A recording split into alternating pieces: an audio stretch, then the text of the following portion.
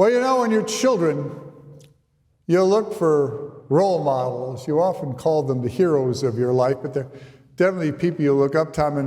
And with young people, it's either one of three groups. It's either somebody in the movies or TV they like a lot, or maybe it's somebody who makes music, or a sports group, a sports person or team.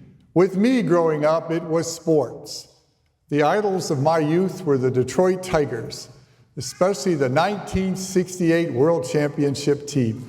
I can still remember Bill Freehand, at catcher, and then there was Don Word at third, and Ray Oyler at shortstop, and McAuliffe at second base, using Norman Cash or Northrup at first.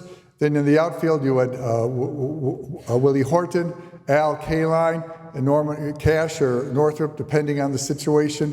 And then you had Gates Brown as the backup hitter. You had Mr. Price as the backup catcher. And on the mound would be Earl Wilson, Mickey Lolich, and Denny McLain, with Mayo Smith in the dugout. Hey, that's not bad. I'll be able to recite that all my life. You never forget the team you love the most, and that will always be the team I love the most, the 68 Tigers. But of course, as one grows up, one realizes that, well, whether it be those musicians you enjoyed, or whether it's the movie stars you liked, or whether it's the sports figures you'd enjoyed, you realize that they're all very human, and they might have been good at music, or good at acting, or good in sports to be admired, but in other areas of life, maybe not so much, just think of Denny McLain and how he turned out. Not too good, I remember when he was doing his rehab over here at a 7-Eleven. God bless his soul. So anyway, so as you grow up, you realize you need better role models that do something more deeper, something more lasting. Maybe good teachers, maybe your parents, maybe a good coach that teaches you more than just how to play a sport, but how to do it with dignity and respect. Someone who gives you some ethics, some moral grounding. These are very, very important role models that one has in my life, and I can think of my parents, and I can think of, honestly, my conductors in the orchestras I played in, and other professors that I've had that were good role models to me. But in our spiritual lives, we need role models too. And so I submit to all of you here, both young and old, a good way to look for role models, the saints. Let me tell you, I did 365 videos of the saints. Don't believe me?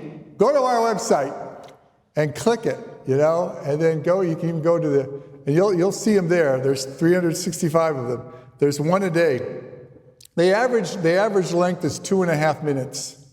So if you want to pull yourself away from the political drivel on TV and just, it's the length of a political commercial. You can turn it off and turn on the saints. You'll be a lot happier for a whole lot of reasons, slews of reasons you'll be happier. And you'll learn something. And in doing these 365 saints, some were very young, some were very old, male, female, from wealthy kings to peasants, from people who lived all over the world, all different walks of life. And they have many different stories. But this much I can tell you with the saints, and this is true. They were normal folks. They had their struggles. At times they made bad decisions. I'll tell you what a saint wasn't. It wasn't someone that came out and from the baby on like it had a halo over their head and always did everything right. That doesn't exist. They were real human beings who struggled, and with their spiritual life as well. But what made them saintly, or sainthood that was recognized, and mind you, with these people, they weren't recognized as saints in their day. It was always afterwards. But there's two common denominators of all these people. One is all of them developed a strong prayer life. All of them realized the importance of taking some time out in the day and pray and talk to God. Just simply talk to God. Because they realized that whatever was going on in this world, there was something greater going on in this world, and that was God's plan. And the more they were in tune with praying, the more they were in tune with that plan. And the second thing was they had a passion for practicing their faith. It's a passion for it.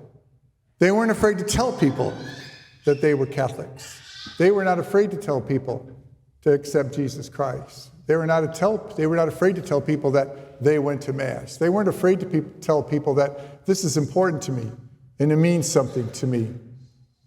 And that is what I commend to all of you here, both young and old. If you want to look for good spiritual role models, it's hard to find a better place to look than in the lives of the saints.